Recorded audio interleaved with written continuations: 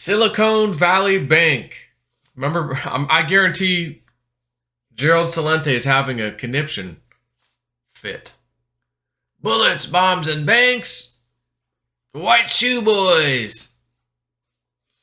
And if he's right, of course. Silicon Valley Bank in 2022. I got some of the stats. Let's talk about this because this leads into crypto. USDC, which is Circle, the company Circle's stablecoin. And let's pull up some coin market cap to look at just a couple things. USDC coin, current price is 92 cents. I think it bottomed out at 91 cents. It should be $1. It's a stable coin.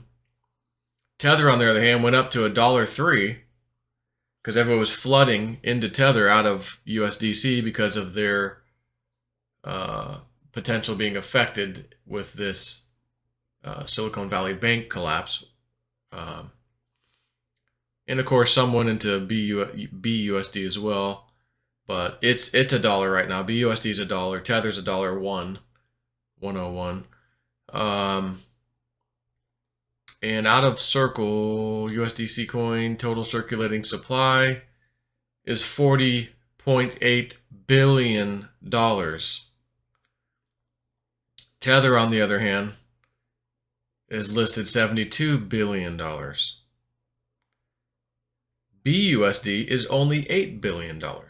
So not a whole heck of a lot of USDC coin could go into Binance, but certainly it could go into Binance coin. Certainly it could go into USDT because there's, nearly twice the amount of Tether. Of course, it doesn't mean all of it's sitting there waiting, but people are fleeing USDC coin because of the crap with this bank. They're invested in somehow they had some of their assets there or something. So that's the word on, not even the word on the street. That's supposedly pretty solid info. Now, having said that,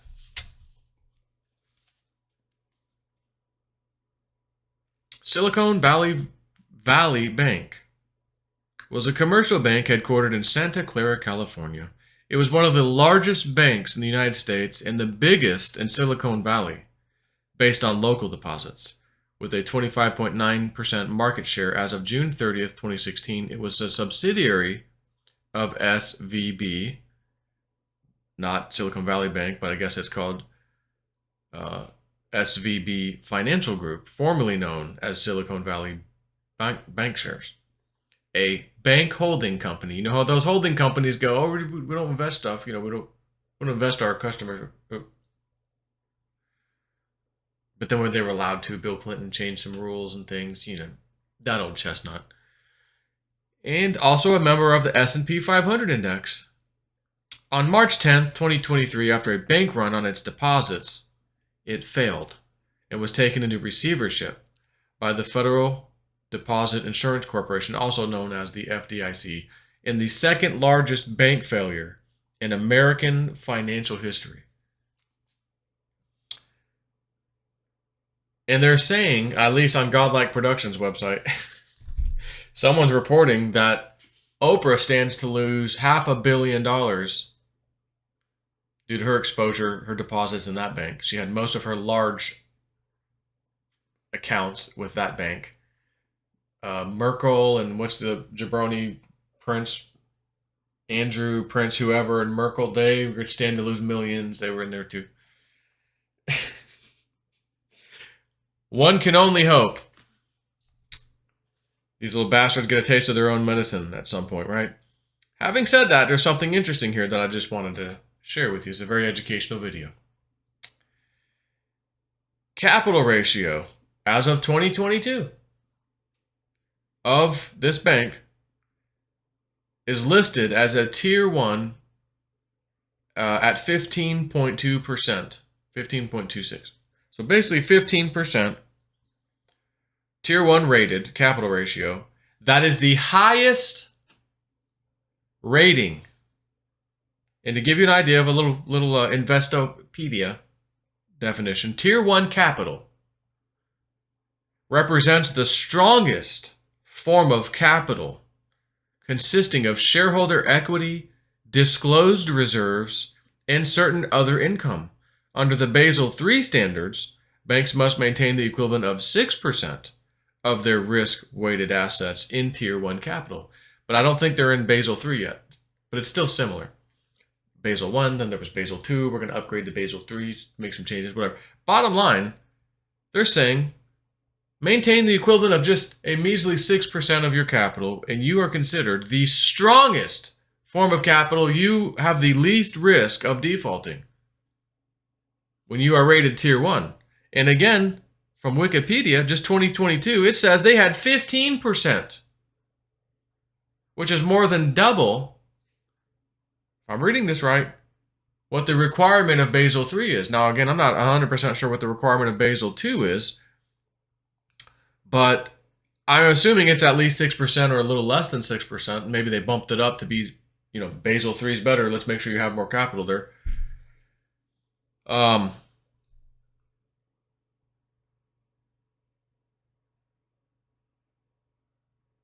Tier 1 capital, let's see if they're listed. It's got institutions and lists and all this good stuff. Got all the big banks at the top, of course. Citizens Bank, Silicon Valley Bank, number 17. 17. What's the 17th letter of the alphabet? It's Q, the letter Q. Silicon Valley Bank. Total assets, because we're gonna share some of this here.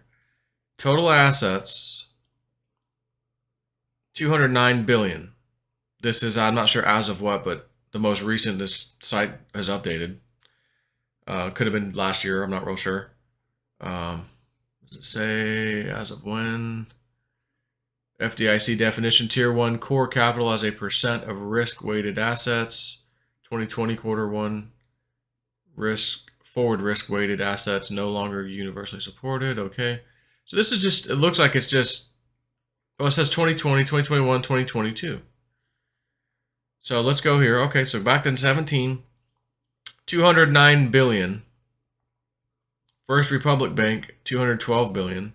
Citizens Bank, $226 billion. State Street Bank and Trust, almost $300 billion. Bank of New York Mellon Corporation, $357 billion. Charles Schwab Corporation, $393 billion. Morgan Stanley, $411 billion. Toronto Dominion Bank, $422 billion. Capital One, what's in your wallet or what's not in your account? Morgan Freeman, come on, man. What's not in your account? Yeah, because if you start pulling your money out, the same thing happens. Goldman Sachs is next at $486 billion. The reason I'm giving you these numbers real quick, PNC Bank, number 6, $552 billion. U.S. Bancorp, $689 billion. Wells Fargo, $1.7 trillion. Citibank, $1.7 trillion. Bank of America, $2.4 trillion. And of course, at the top of the list, you would never ever forget JP Morgan Chase and Company, of course, at $3.2 billion in assets. Although there's risk-weighted assets. So of the $3.2 trillion, did I say billion? Trillion of JP Morgan, half of that is risk-weighted assets, $1.59 trillion. And Bank of America, with their $2.4 trillion total assets, nearly 1.4 almost weighted assets. So let's go back down to 17 and see what their difference was. It was about half. $209 billion was their total assets, and then their risk-weighted assets was 111. So yeah, again, roughly half. And if you follow what I just said, it looks like these other ones are, again, close, some a little closer to others than the half. Citibank, $1.7 trillion. Half of that was, would be 850 billion. It's at 982 billion, their risk-weighted assets. So again, it's about 40, 50%, whatever it is. And the reason this matters is because it's just a simple math ratio. It doesn't matter. All it means is maybe there's more, for example, number of employees employed by JP Morgan Chase, 220,000. Number of employees employed by Silicon Valley Bank, a mere 7,000. PNC Bank, 60,000. Truist Bank, 51,000. Wells Fargo, again, number 4 on the list, 209,000. Bank of America, 138,000 employees, right? So it's just a bigger bank, bigger stuff, bigger money, more employees, more offices. Let me see who this is. Stand by 1 second. Let me pause this. Okay. So, again, small house, bigger house, biggest house, mansion. The small house has a $200, $100 electric bill. The bigger house has a $200 electric bill. The bigger house has a $400 electric bill. The mansion has a $1,000 electric bill per month. You know if you follow me? The bigger you are, the bigger the expenses, blah, blah, blah, blah, blah. The bigger the land, they got bigger land, etc. So the reason I'm telling you this is because if that bank, with basically the 50% ratio I'm telling you about, with Tier 1 capital, and all of those banks I just listed are also on the Tier 1 capital list. We're above this little tiny percentage with what we hold. And this one had 15%. Let's just Bank of America. Bank of America, Tier 1 capital. Here we go. Let's see. From 2009 to 2021.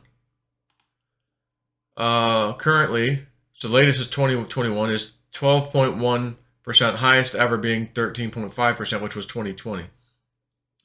So their Tier 1 capital ratio right now, again, latest is 2021, is 12%. This one I showed you was what, 15 or whatever? So they were even better shape as far as that goes. And they failed. How come, I mean, is there any reason why was there a Oh, there it is. Why was there a bank run on SVB? Plenty of people are searching for it. What triggers a run on Silicon Valley Bank? The SVB collapse explained from Bloomberg.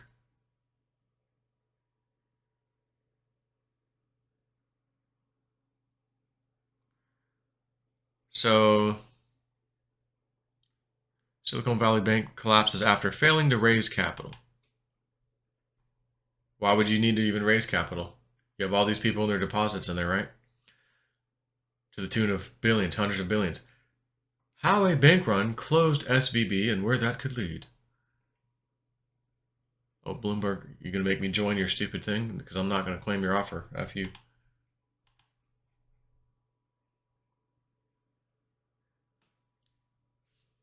As the only publicly traded bank focused on Silicon Valley and new tech ventures, SVB was deeply embedded in the U.S. startup scene.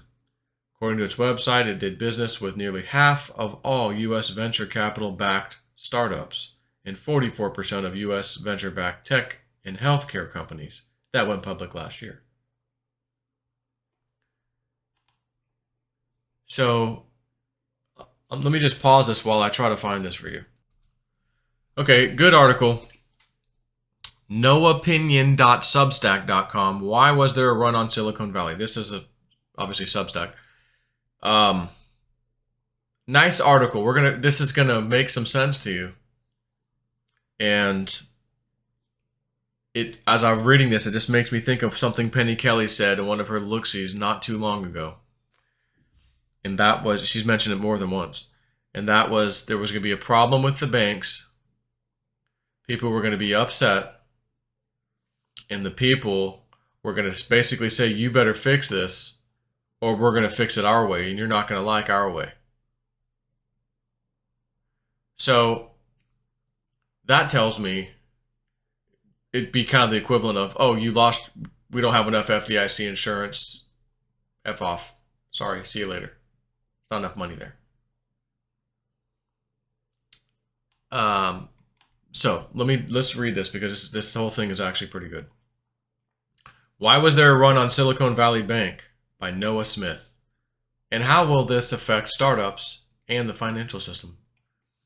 big news in both the tech and financial worlds right now is the run on Silicon Valley Bank. SVB, as it's known, was a bank that lent a lot of money to startups, i.e. bigger tech companies that are still private, and provided a lot of financial services to both startups and other tech companies. It says, here's a good rundown of what it did. We don't need to do that. I use the past tense, though, because on Thursday, a bunch of people pulled their money out of the bank. The bank didn't have enough cash to pay out all the people who were asking for their money back, so it collapsed.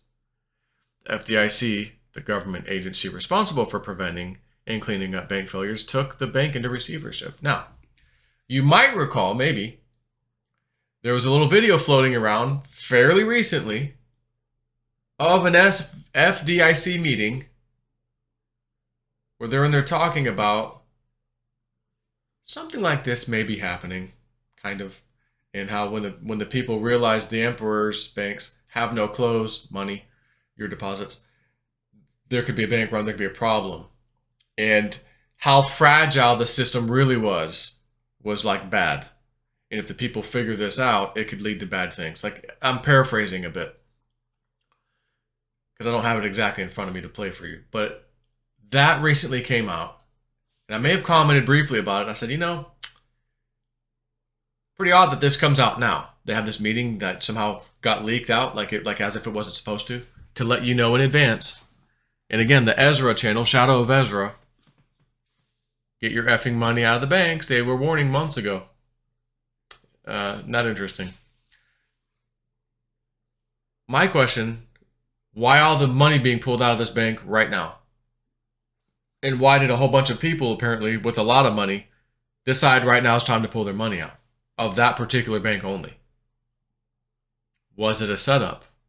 Was it another move like they took out Sam Brinkman-Fried, FTX, crypto scammer? Was this a good guy move on that bank? Because who's involved in that bank? I don't know. Just throwing it out there to think about. So, what does that mean? First, SVB was an FDI insured bank, meaning that up to $250,000 of every insured depository account, checking account, for example, in the bank is safe. If you have $250,000 or less in an SVB account, it should be no problem. The government will pay you your cash. The problem here is that most of the deposits in SVB, approximately 93% of deposits, were not FDIC insured because they were over the $250,000 limit. These deposits will be partially paid off by the FDIC, which will sell SVB's assets and pay deposit holders an advanced dividend sometime in the next week. 93% of its account holders. This reminds me of the mortgage I was fighting. Remember foreclosure I was fighting? And I ended up settling with them and walking with some money as part of the settlement. And that was Bank of America. But Mr. Joseph, we are referencing your account. The following note from note holder is past due, blah, blah, blah, blah, blah, foreclosure could happen. And I'm reading this. Note holder. Shouldn't that say note holder XYZ group or something that's holding the note, the investment firm or whatever the hell has the damn mortgage? So I call. We can't tell you who that is. I'm sorry. I'm making a payment to you, Bank of America, and this is the same for all banks, mortgage lenders. I'm making a payment to you. You're taking the money. You're the servicer, because it says you are just the servicer of the account, note holder. I would expect there was a mistype or misprint, note holder so-and-so. Like, you're letting me know who I actually pay the mortgage to, because that's probably the person that really owns it. right now until I pay it off. Did you just say I'm not allowed to know who that is? Yes, sir. You'll have to. The only way you could get that is if you sued us.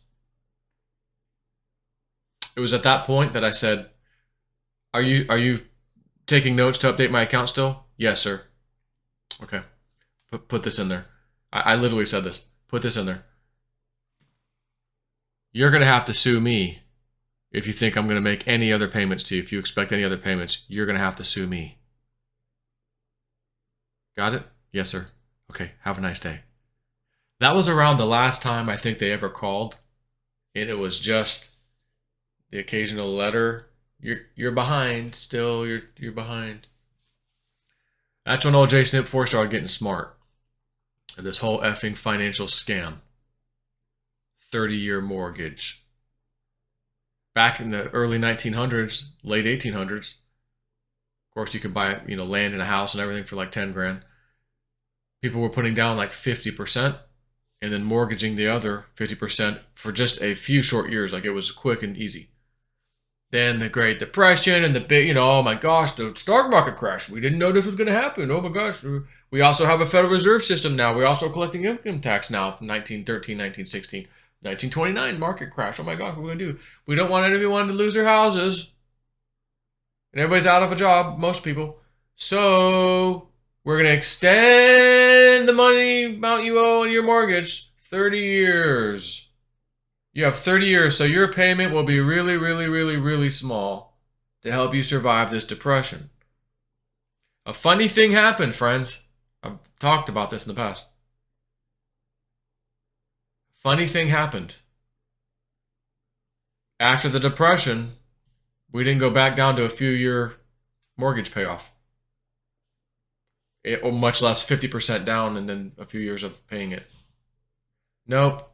Let's keep it at 30 years because the banks can rake in 3, 4, 5 times the amount you owe on the house over the period of time. Again, depending on what interest rate and everything, 30-year mortgage, this interest rate, you're going to pay out the nose. 3, 4 times the value of the effing house was paid to the banks and still is paid to the banks. And we still have the 30-year effing mortgage. It never reverted, never went back the way it was. Housing exploded, all this nonsense. Bail out the banks, don't bail out you. Just keep bailing out the banks, don't bail out you. The whole effing thing's a scam. And Spirit has given me dreams, woo-woo dude, Julianne. Hey, we're going to give you some crypto information in your dreams. Hey, woo-woo dude called. He's got a crypto Spirit told him about. Oh, share it with your Patreon members. Why? So that they can get out of debt like you did. Thanks to Michelle White Dove's Theta pick. Everything in my life got paid off, and I had a bunch left over. And then I had a whole bunch of free Theta fuel, as I explained when I did the video all those years ago. You better get this coin because you're going to get free T fuel when they go on their own blockchain. It's going to be 5 times the amount of the coin you have. So if you have 100,000 coins, you're going to get 500,000 free T fuel. Mind you, T fuel at its high went to about 50 cents. If you had 500,000 free T fuel, that's $250,000 of free money effing in your pocket. Old Snip was telling you about it from day one. Thanks to White Dove coming into my orbit and sharing that with me through Pete. All of this scammy shit is because they launder money, they rig markets, dark money, dark pools, all kinds of stuff. Oh, there's a run on the bank. We don't know what happened. Oh, we didn't see this coming. Tier 1 capital. We're Tier 1 rated. We're way above the Tier 1 status. We're 15%. And it still lost all those people's effing money. And 93% of the deposits were greater than, in accounts greater than $250,000. 93%. How many account holders did they have? How many people were banking with them? To say 93% of it's gone under the over the 250K. You and me, the little smaller guys. Oh, I'm covered. I don't have that kind of money in my bank account. Yeah, okay. But Oprah Winfrey, ooh, that's gonna hurt.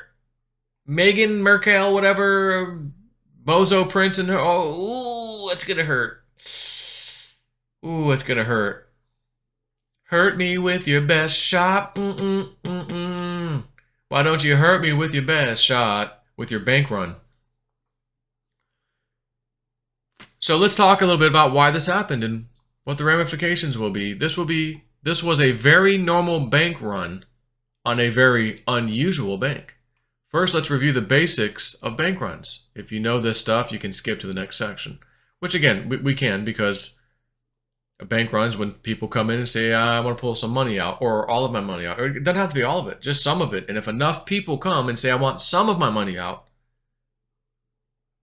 it'll cause the bank to collapse because they don't have the money you put in there. As soon as you put it in there, you're lending your money to the bank and telling the bank, you can go now lend this out to other people. And with the Federal Reserve fractional reserve system, they can take a portion of their reserves and amplify it somehow with magic and lend out multiples of what they have sitting there in their accounts. And when you look at it, it was like 9 to 1 or 10 to 1 or something's like the norm. That means that at any given day, maybe all banks only have 10% of the money that they should have to help everybody should they need their money. And again, the FDI insurance fund, the DIF fund as it's called, Depositor Insurance Fund, I think is what it's called, DIF. And I don't know if it's changed because I have not looked at this in quite a while, but last I looked, it was about the same, I think. It was $50 billion. We got a fund of $50 billion to help with bank bailout failures. And back then I go, there's trillions and trillions of dollars in deposits in the United States banking system, and they have 50 billion at any given date. And then I remember, again, going back to the old JSNIP4 channel, but there's this little law thing loophole thing they can do. They can go directly to the Treasury and borrow up to 500 billion. Or I don't know about borrow or use or whatever. They have a window they could go to, like a drive-through window. Pull, hey, how you doing? It's me, Joe Ben Bernanke. Hey, I'm back. Janet Yellen, my co-friend. We need to borrow half a trill. You know, not a big deal. I mean, we've sent 100-something billion to Ukraine. I mean, and I said even then, okay, so this emergency thing gives them access to $500 billion. But there's trillions in the banking system of deposits. Again, I covered all this after the crisis of 2008 and all that crap. You know, I've learned a lot over the years. Started talking on YouTube in 2010 and all this and bringing it back up because we were seeing how everything was going. Trying to educate people. So, banks, by their very nature, by their fractional reserve system, are insolvent the day they open their doors. Because they're taking your money and immediately lending it out at multiples of what they're supposed to keep on hand. So you have 100%, you put $100,000 in there, that bank's going to lend 90% of it right away, keep $10,000 in there for you so that you can do your little daily, weekly, whatever transactions, monthly transactions, and just keep, enough for you to do your stuff, expecting that you're not just going to come in and take it all at once. Who would do that? Why would you do that? Are you going to put it on your mattress? You put it on your safe? What are you, stupid? That's dumb. Stupid conspiracy theorist. Woo, dude. You're going to need precious metals. You're going to need crypto. And you are going to need cash in your house. Like accessible cash you can go grab. Not at a bank. And you'll need one at one time. You'll need the other at the other time. You'll need the third one some other, in a little roller coaster fashion to weave through the financial chaos that's coming. And I've mentioned this. I've talked about it. He's mentioned it. He's talked about it. 93% of SVB's deposits were not FDI insured. So SVB was vulnerable to a classic textbook bank run. Why did SVB have so many uninsured deposits? Because most of its deposits were from startups. Startups don't typically have a lot of revenue. They pay their employees and pay other bills out of the cash they raise by selling equity to venture capitalists or VCs. And in the meantime, while they're waiting to use that cash, they have to stick it somewhere. And many of them stuck it in accounts at Silicon Valley Bank. If you're a startup founder, why would you stash your cash in a small weird bank like SVB instead of a big safe bank like JP Morgan Chase or in treasury bills. This is actually the big mystery, the biggest mystery of this whole situation. Some companies put their money in SVB because they also borrowed money from SVB. And keeping their money in SVB was a condition of their loan. If you want a loan from us, you got to bank with us only. Make sure all your accounts are with us. For others, it was a matter of convenience, since SVB also provided various financial services to the founders themselves. For yet others, it might have just been vibes and hype. Maybe you used SVB because you're a startup and that's just the bank that startups use. You know, everybody knows that. And also groupthink. About half of all startups used SVB, according to some reports. So maybe some people put their money there because their friends and acquaintances did too. But anyway, taking giant deposits from startup companies instead of individuals and small businesses made SVB a very weird bank, which made it vulnerable to a run. What started the run? Maybe we'll figure that out. The next question is, what started the run? There are basically three possibilities here. A self-fulfilling prophecy, worries about the value of SVB's assets, or withdrawals due to a worsening venture capitalist investment situation. And my spidey sense says, yeah, it's kind of that last one maybe. So there's a little bit more to this article. But again, are you shocked that this happened? And as I've mentioned about Biden, Melania Trump giving the addressing of the nation speech that Entheos told me all that time ago. Joe, this is going to happen. I can't tell you when, but I can tell you to look out for this. It's just an important thing, and I'm thinking, how could her addressing the nation about a healing speech be that big of a deal? And then I saw how it went down. Biden won the presidency, 2020. January 6 rioting occurs.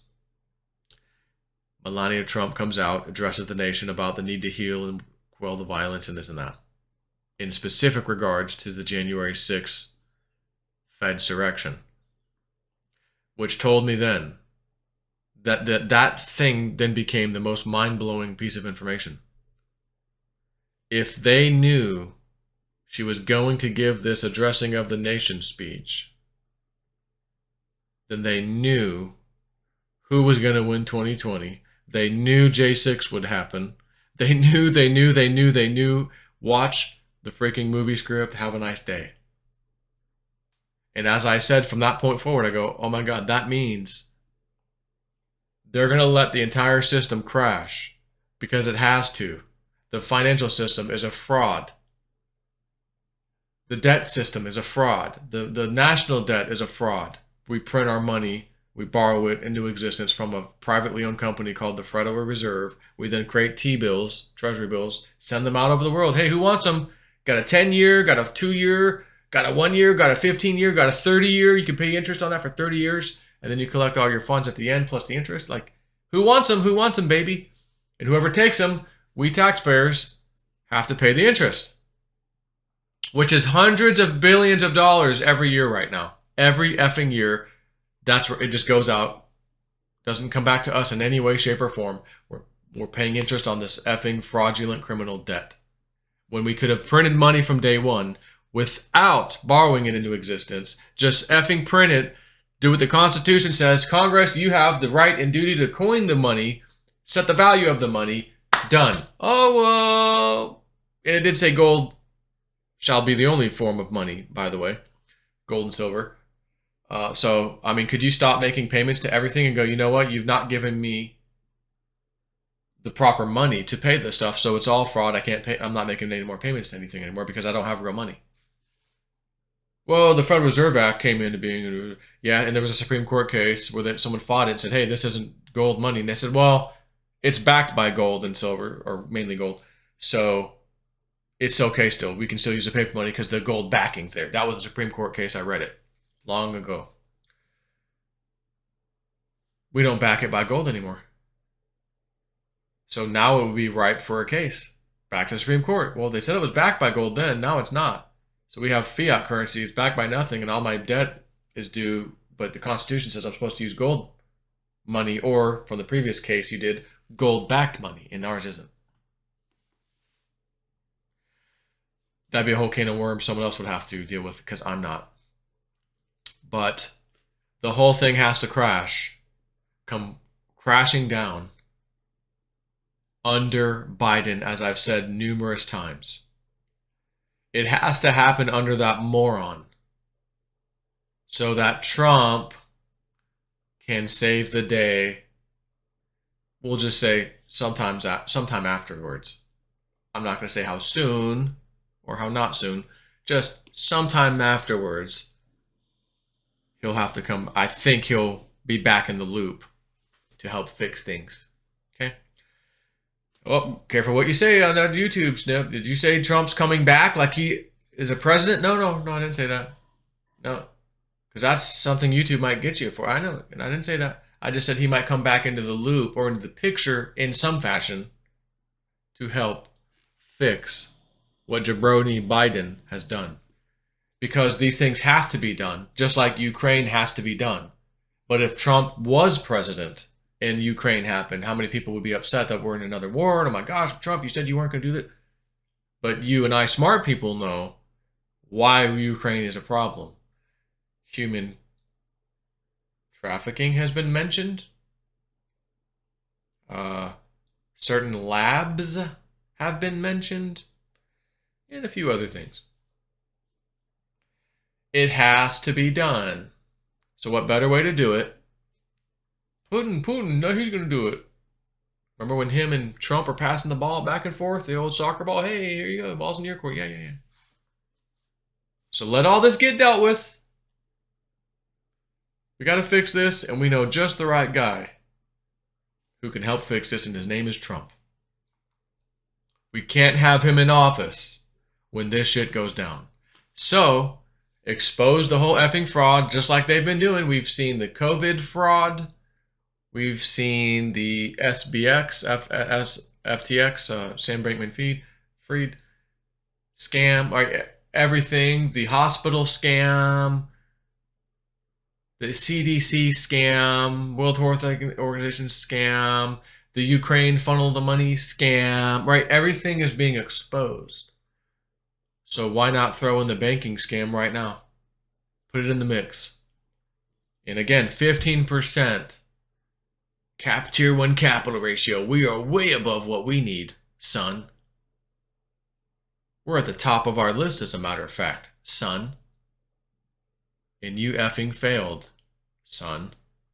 Which means the rest of the banks. Well, this guy says, why didn't they just put their money into something way more better, like, JP Morgan Chase? Well, Mr. What was it? Something Smith? Noah Smith, appreciate your article. But those other banks are in the same position. The FDIC insurance, $50 billion, DIF fund, what's $500 billion possible if they really need help. JP Morgan Chase itself had, what, $3 trillion in assets or something like that?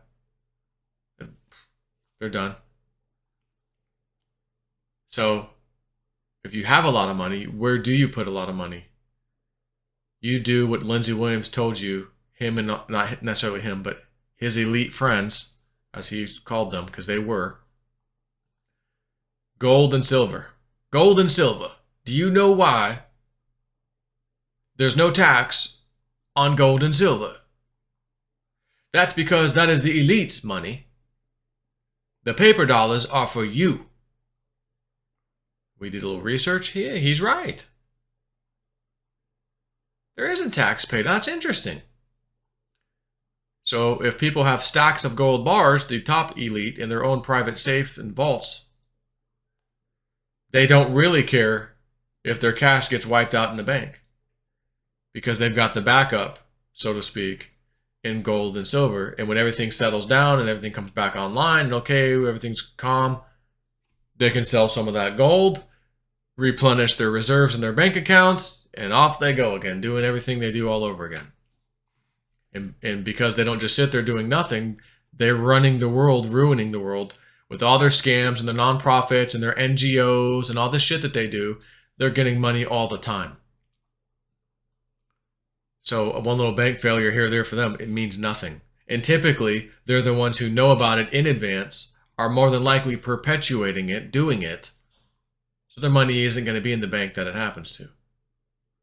Now, if you start to see banks like JP Morgan Chase, the big too big to fails, where this happens again, at an epic level, then maybe someone else is allowing this to happen to wipe this whole system out so that a certain savior figure, if you will come in and save the day. And again, Penny Kelly's look-see. Something happens with the banking system that really triggers people to where they basically don't like the outcome or the solution and say, you better fix this. You better fix my account. You better fix this. Or we're going to do it our way, and you're not going to like our way. That's how she said it. I'm wondering, are we days or moments away? Again, contagion, it's going to spread. Well, who was invested in that? Who had their money in that? Oh my God, that was nothing, and that was not. Chain reaction. You should have cash at your house, you should have cryptos, and you should have freaking precious metals, like Woo Woo Dude has told you. How much? I don't know. I don't know. Of each, I don't know. No idea. But I know I used to use USDC for a while. And then something hit me one day and I said, I don't think I want to use this anymore. I don't know where it came from. It's probably Spirit. For sure it was probably Spirit. And I said, guys, I think I'm mainly going to use BUSD now. And lo and behold, USDC is currently 92 cents. It was 91 cents earlier. That's approximately 10% drop on anyone sitting on USDC. Because Circle, parent company, was involved or had money in or whatever, this entity, SVB, Silicon Valley Bank. And those assets that were backing USDC may have been in that bank and are gone, bye-bye. So I did a post before it started dropping this bad, telling people on Patreon, a lot of people are getting out of this and going into like BUSD or even USDT Tether. And I do have a Patreon post from not too long ago, like 2 months ago, I think. I got the craziest. I couldn't even believe what I was seeing. Dream of Tether, USDT. And I and many of my Patreons are in a specific trade for USDT. And if this effing dream comes true, it will be one for the absolute history record books of the aptly named entity known as JSNP4. Hi, JSNP4. I'm JSNP3. I saw it clear as day. It was a little weird with what the chart was showing me, but I saw the numbers, I saw the price, and I just couldn't believe what I saw. And if this works out, we're going to make this will be a good move. This will be a real good move. So I did notice Tether was the only coin that went up to $1.03 that was a stable coin. That was interesting. And of course, now it's pretty much back down $1. But we'll just see what happens. I just want to do this video today because, again, it may sound like bad news, but the effing rotten core system has to come down. Like Building 7, pull it. Like Mr. Was it Weinstein or something Steen? What's his name? Larry Silverstein. Yeah, we had such a loss that day. I was talking with the fire chief, and they just made a decision to pull Building 7. Fire chief, what? We never said that. We never talked to him. What are you talking about? Strange. And that building did fall that day, by the way. It's a little, that old chestnut. Twin Towers. Yeah, but what about Building 7? It fell straight down the same way. Interesting little phenomena. Again, speaking of which, is tied the documents that were in that building, investigations, financial investigations in particular, to this kind of shit. But back then, WorldCom, Enron, there was still stuff happening stored in that building, investigative material. And it's gone. Up in smoke. So again, this rotten system needs to come crashing down under moron, which will be the final wake-up call, I think, to those on the left who are still grasping at straws for that effing idiot. And then the cleanup can occur by the cleanup master known as DJT. I want to love you, DJT, pretty young thing. We need some fixing. FTX, pretty young thing. No. Let it crash. You're going to feel pain. There's going to be some problems. It will be fixed by the man. I don't know how soon, but I think I'm going to be accurate with what I've said here. So on that note, this is a long video, especially for me these days. Take care.